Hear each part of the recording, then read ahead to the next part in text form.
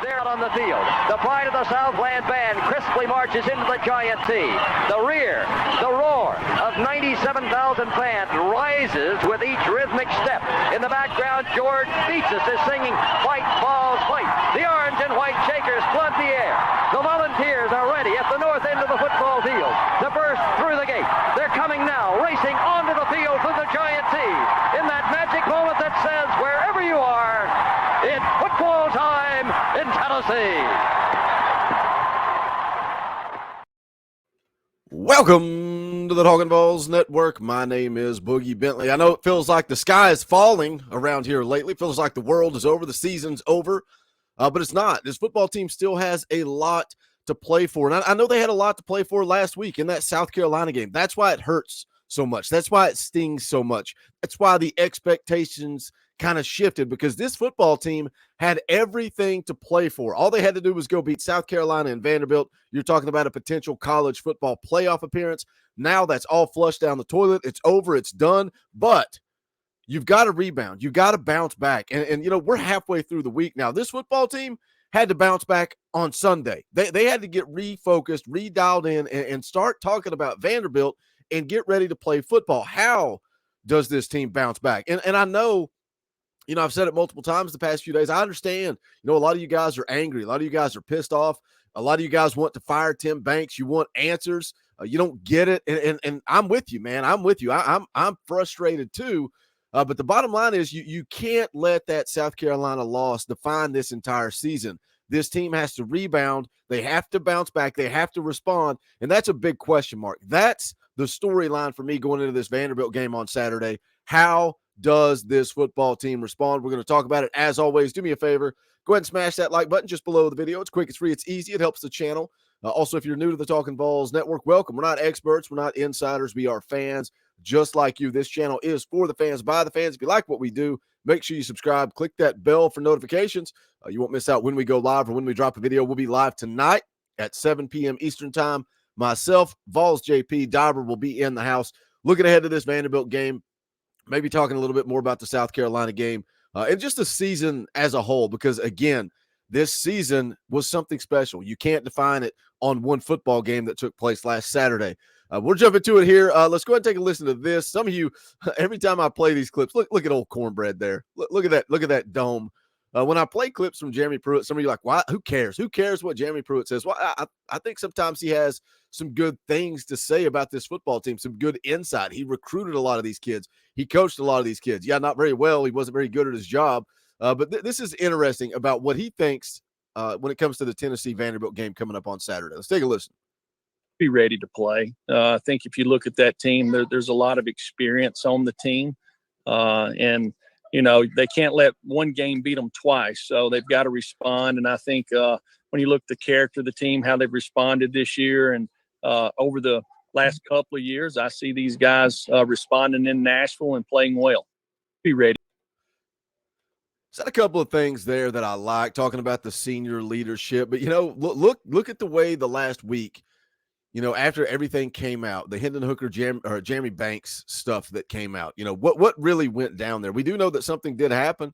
You know, the word coming out is that this team is not divided, but something was off Saturday. So you spin it however you want to spin it. You form the opinion that you want to form. Was the locker room divided? Is the locker room divided?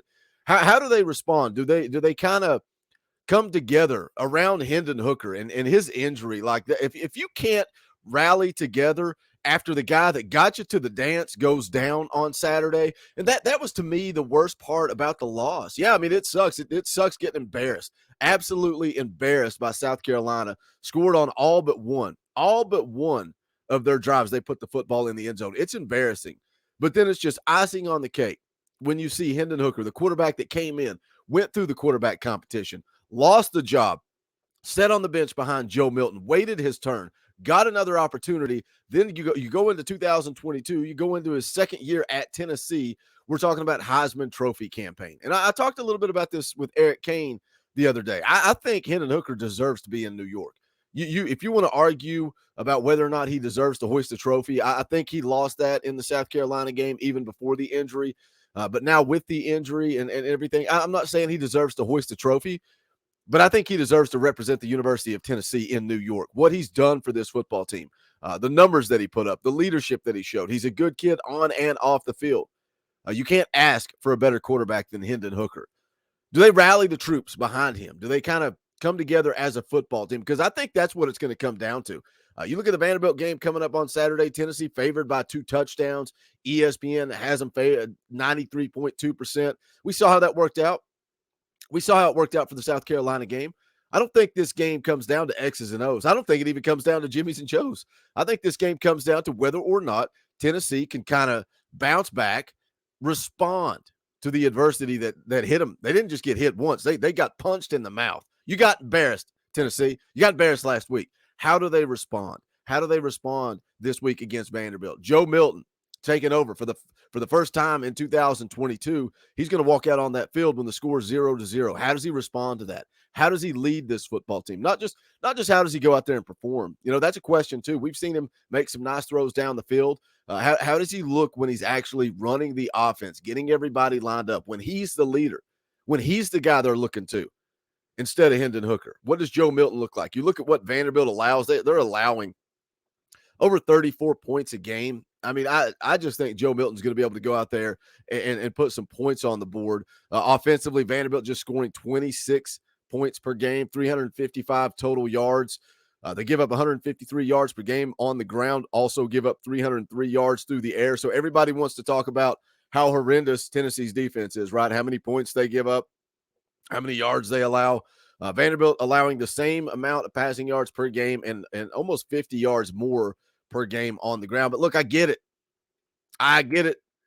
Vanderbilt's the fun story right now, right? Vanderbilt's the team everybody in the SEC, everybody in the media is starting to talk about and hype up. They got the win over Kentucky, 24-21 a couple of weeks ago. Then they follow it up. They beat Florida at home, and all 32 people stormed the field, single file, marching down the steps. It was complete chaos. I'm sure people were scared for their lives. But everybody's talking about Vanderbilt because of the win over Kentucky, because of the win over Florida. And I get it. But guess what? It's still Vanderbilt. Tennessee still has more talent. Tennessee favored to win. But it's all about your mindset. It's all about locker room chemistry. And that's why at the beginning of the year, when we were talking about culture, we were talking about what Josh Heupel was doing with this football team. It is important. If you've ever played sports, you know that, man. If you got divide in your locker room, you don't have anything. You don't have anything. And I posed this question to Big Vol Daddy earlier in the week. I said, how will you feel if Tennessee goes out there and loses to Vanderbilt on Saturday? Will that shoot up a big red flag for you? Were you concerned? What about you? Leave me a comment. This is the one question. The South Carolina loss was bad enough. If Tennessee comes out and they look like they looked last week and they lose to Vanderbilt, at that point, does a red flag go up? At that point, do you start to question Josh Heupel? Because I'll never forget the Georgia State loss. I wasn't defending it, but I tried to get on here and say, hey, it's okay. We'll bounce back. We'll be fine. Jeremy Pruitt's fine. Everything is fine. The room's burning down around us, and I'm trying to sell you guys that everything is fine. Meanwhile, JP's saying it's over. Jeremy Pruitt will never be successful at Tennessee. He was right. I was wrong. How will you feel if Tennessee goes out and loses to Vanderbilt on Saturday? Will the big red flag go up? Will you be saying that Jeremy Pruitt or that Josh Heupel will never be successful at Tennessee? I think this is a huge, huge point. I think it's a huge turning point for Tennessee football. We were all hyped and excited and fired up about what Josh Heupel's done, and I still am. This is a huge test on Saturday. Can you get this team back on the same page and go finish out the season with 10 wins? I'll say it right now. If they lose, 9-3 is a disappointment. It wouldn't have been before the season, but it is now. I don't care. You can say I'm being negative. If they finish this season 9-3, that's a disappointment because of who the losses came to, because you got embarrassed by South Carolina, because it would mean a loss to Vanderbilt. This season would be a disappointment. I don't think that's the case. I think Josh Heupel is going to rebound. I think this team is going to come out. They're going to play pissed off and united on Saturday is what I expect. But leave me a comment. Let me know your thoughts. If you have not done so yet, please smash the thumbs up on the way out the door. I would greatly appreciate that. It's quick, free, easy, helps the channel. Also, you can go check out the official merchandise of the Talkin' VAWLS Network. You can go to bonfire.com, .com/store/Talkin Vols. Any and all support, greatly appreciate it. Thank you to all the members of the channel. If you want to support what we're doing around here and get access to custom Talkin Vols emojis, hit that join button down below. It's as little as 99 cents per month. You can give a little bit more if you want, but it helps keep the lights on around here, and it allows us to bring you more content. The more members we get, the more content we're going to bring. But if not, that's cool. Hang out, leave a comment, smash a thumbs up. That's going to do it for this one. This is the Talkin Vols Network. My name is Boogie Bentley. Go Big Orange.